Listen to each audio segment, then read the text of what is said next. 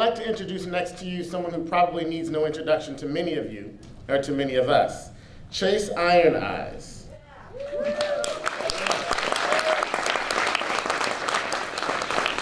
He is a citizen of the Standing Rock Nation.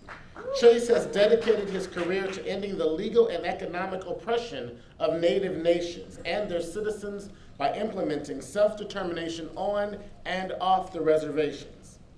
Chase also founded LastRealIndians.com, which helped lead an effort on behalf of the Oceti, Sakowin, did I say right? Yeah. Sioux Nation to regain control of PeSla, one of their most sacred sites in the Black Hills. Chase's organization is largely responsible for all humanitarian aid supplies to the NoDAPL Liberation Camp. Chase is a graduate of Strum College of Law at the University of Denver. Please welcome one of our great leaders, Chase Iron Eyes.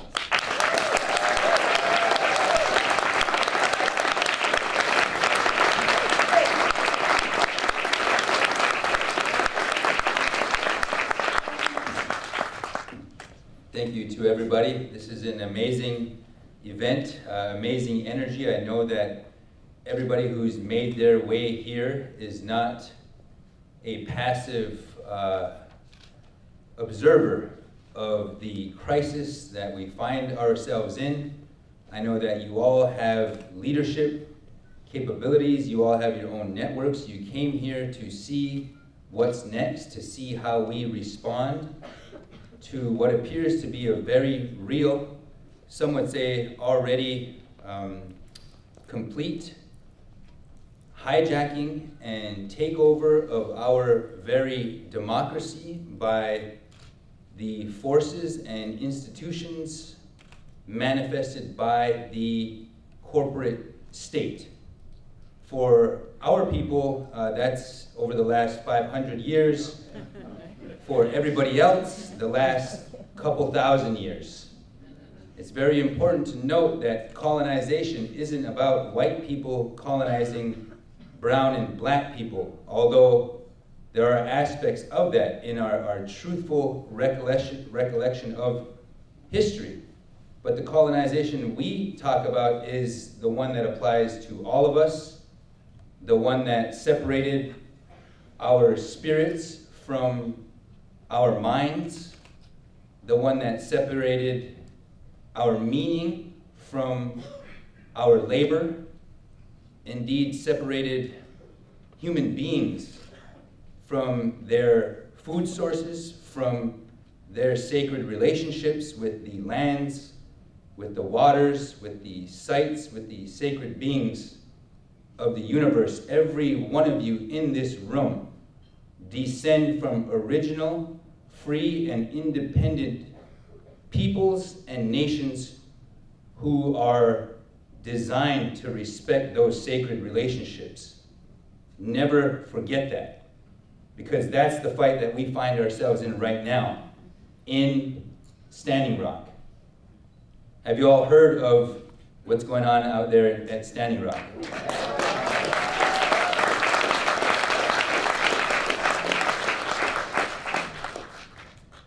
So, I recently ran for United States Congress. I was defeated by a Trump surrogate, and immediately following my defeat, I joined the resistance at the front lines. That's how our organization came to supply about 70% of all logistics and humanitarian aid to the camp. To this day, thank you. And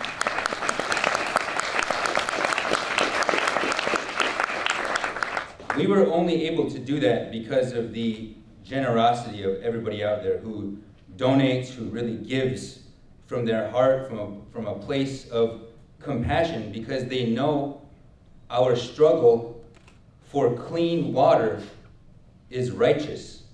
When we talk about the privatization of water, it's a very real thing. Water is a basic human right.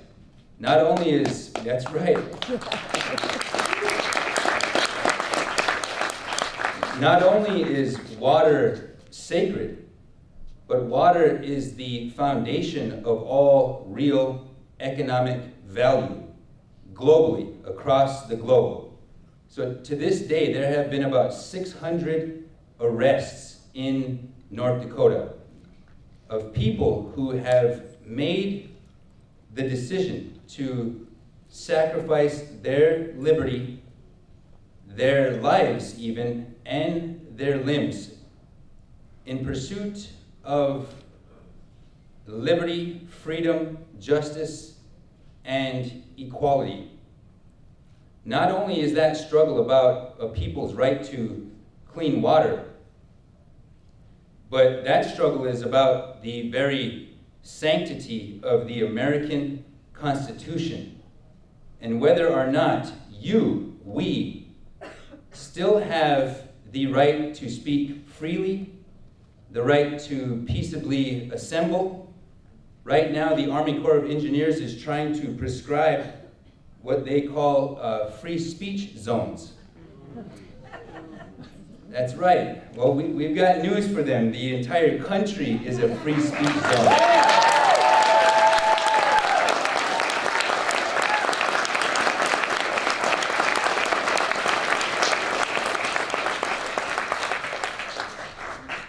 So that struggle will continue, and we will win, but it's going to get even more serious with a Trump presidency. And that's why we all came, because we feel a sense of urgency.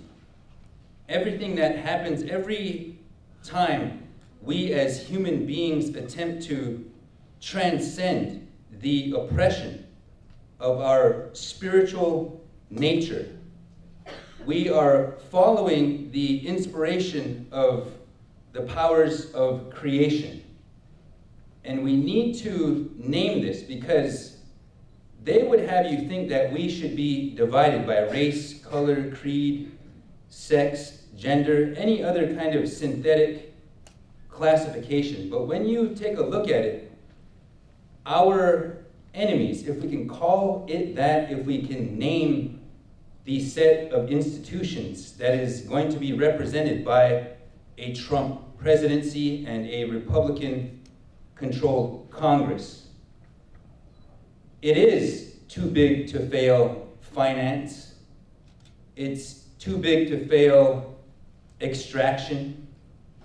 It is big pharma. It is a corporatocracy, a set of institutions of law, of economics, of politics, of media, of education. It is the house of cards that is propped up. It's the set of values, the very advertising industry that shoots 3,000 images at you and your children every single day, telling you what's cool, what's appropriate in this society, telling us what to buy, what to consume, and indeed controlling the environment within which we have to trade our labor to procure some of those human necessities. I know you all feel this. It's just a matter of diagnosing it and appreciating it and looking it in the eye and being able to transcend it and really to unite. That's what's going to happen under a Trump regime. We are not under Trump's regime. This is still our country.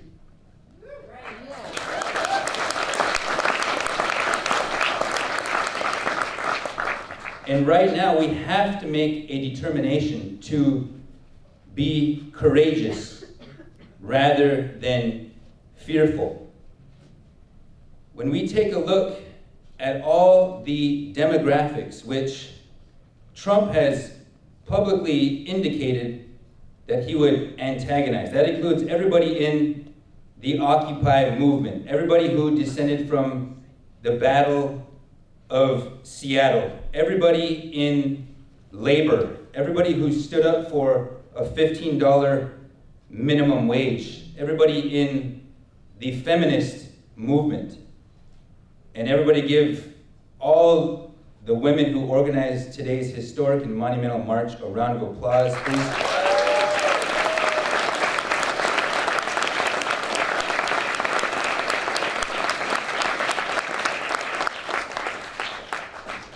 Because truly, we have to do our part. I don't understand feminism the way a woman would understand feminism, but I know that the deconstruction of Western heteropatriarchy and all of its symptoms of objectification, misogyny, the sexualization of women. I've had to think very strongly about these things since I have daughters. And I am on a path of liberation in that respect. So I don't pretend to know everything about that, but I know that I have to be aware of it and I have to support it. All of those demographics.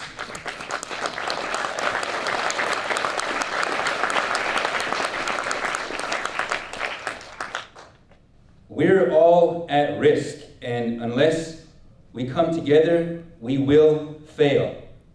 Because the enemy is well capitalized. They control all means of the flow of information, from mainstream media to education to what gets attention, and every movement that we've named, including Occupy, including Black Lives Matter, maybe even including the Standing Rock NoDAPL struggle, is at risk, is constantly at risk of being subsumed by those forces, that logic of capital, that set of institutions that creates currency out of thin air now.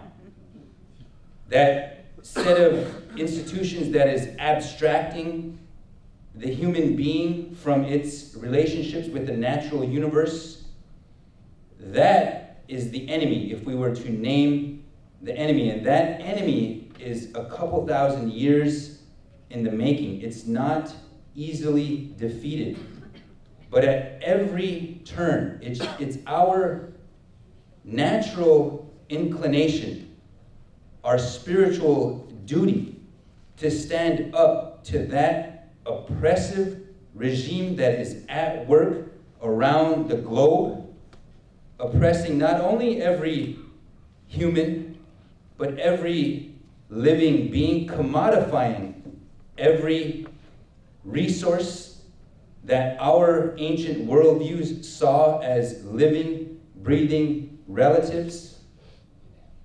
That is the strength of what we are up against. But I know we have to believe that we are capable. We have to believe that we can rise with the sun and feel its love, feel the embrace of the winds, listen to the songs of the birds, see the movements of the stars, and reunite your spirit with our natural surroundings. This is the challenge that Native nations have had. We have provided the spiritual foundation for what is going to be the economic and political liberation of America. That's our role. We take that role very, very seriously. We understand we have an entire set of cosmologies. We civilize this whole hemisphere. 10 to 20,000 years, nobody knows how long our civilizations have been here. But what we know is that we have not been appreciated.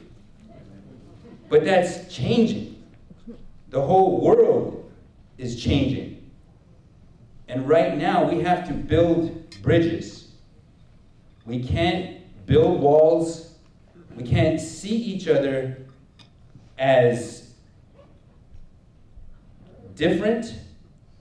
We need to respect our differences, but we can't see ourselves as being able to exist in these vacuums anymore. We have to unite all of our struggles. We do not have time.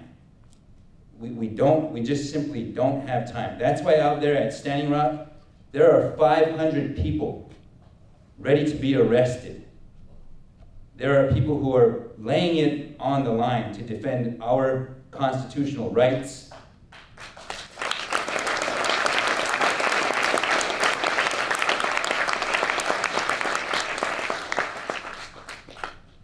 There are people who understand that we all have to take a leadership role in the unarmed and non-violent. And what I mean by that is we cannot be the initiators of aggressive violence. If we stick to these principles, I believe that we can have a revolution. And we need that in our country right now because the corporate state inflicts violence around the world. The corporate state indeed has inflicted violence and expropriated and dehumanized and objectified and commodified an entire globe.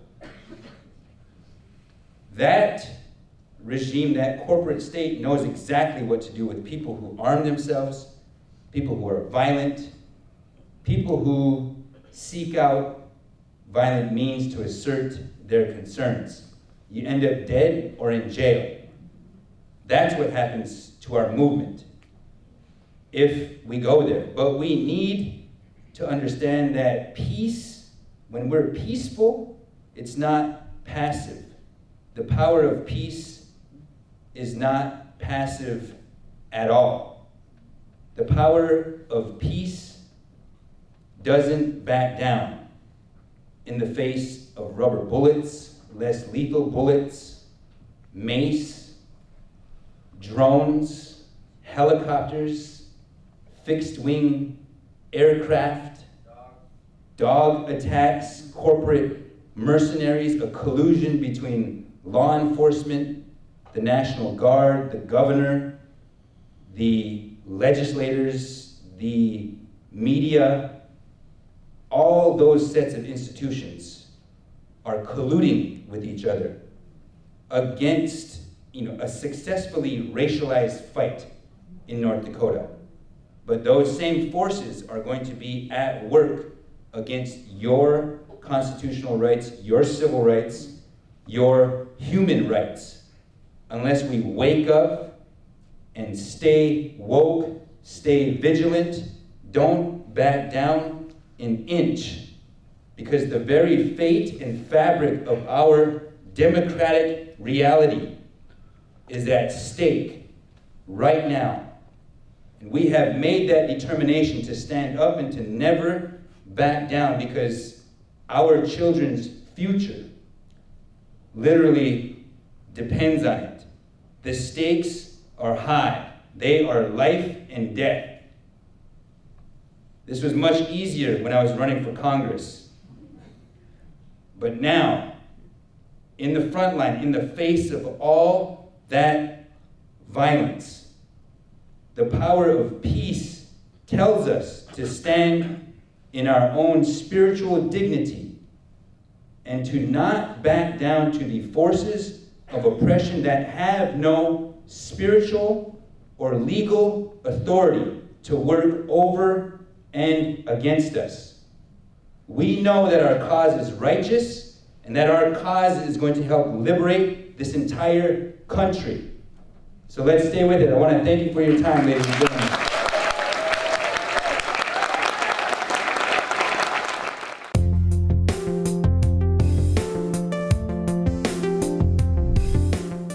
We need to be able to draw a line. If we're going to unite with people in movements who want to support the Democrats, or maybe who are former Trump supporters, right? Or say a whole bunch of things we don't agree with, we need to be able to draw a line at a place that also makes the movement effective. And not subordinate the needs of our struggles against Trump, the needs of the struggles of immigrants or women against Trump, to what the Democratic Party finds acceptable. We have the numbers, we have the solutions, we have the power. It's time to get organized. When we stand up with the power that we do have, We can create an America and a world that works for all of us, that puts people, planet, and peace over profit. This is the time to get organized around the issues, to get organized in our communities, and to get organized fundamentally, politically, because that's where we come together to achieve critical mass. The moment we defy power, we are victorious. The moment we stand alongside the oppressed and accept being treated like the oppressed, we are victorious.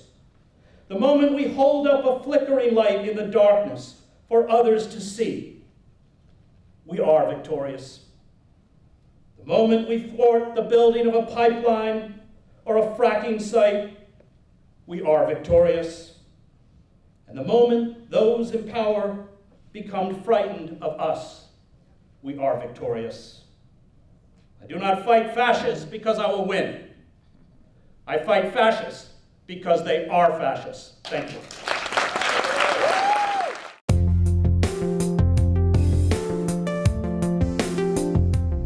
Sisters and brothers, are you prepared?